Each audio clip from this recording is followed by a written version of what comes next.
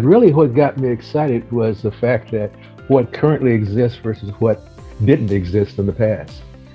And coming through the corporate world at a time when I came through the corporate world, these kind of conversations did not take place. These kind of support systems did not exist. And I sit and I listened to both Dr. Melissa Brown and Dr. Melissa Commodore, and also Lewis Rudd and Bernard. And the conversation just inspired me on to take a position of what we have today. We need to really appreciate what we have today versus what existed in prior years.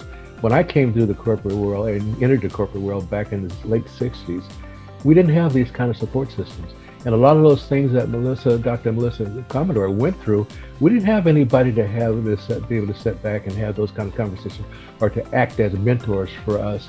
And that's why it inspired us all to become mentors as we progress through in our corporate careers. So I just wanted to add the fact that, hey, we need to really appreciate what we have today with the National MBA Association and the work that's being done and the people that are part of the organization that didn't exist back in those days. Because I tell you what, folks, we're going to continue to have to deal with the corporate structure and have to deal with some of the narrow-mindedness that unfortunately still exists from the old boy networks that exist in those corporate structures.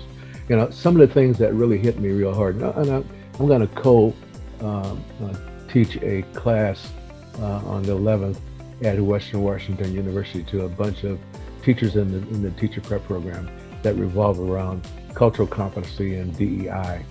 And one of the things that hit me really hard in the conversation and I made a note of it, was that it's all about moving beyond courageous conversations to courageous activation.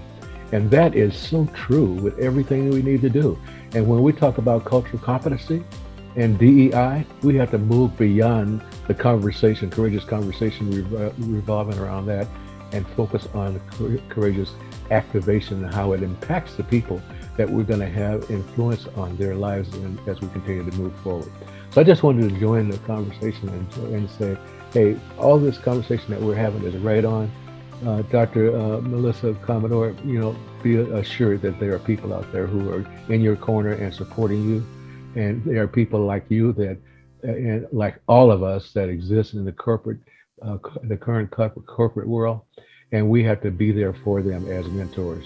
And we have to understand that what they're going through is, quite frankly, no different than what we went through 20 years and 30 years ago.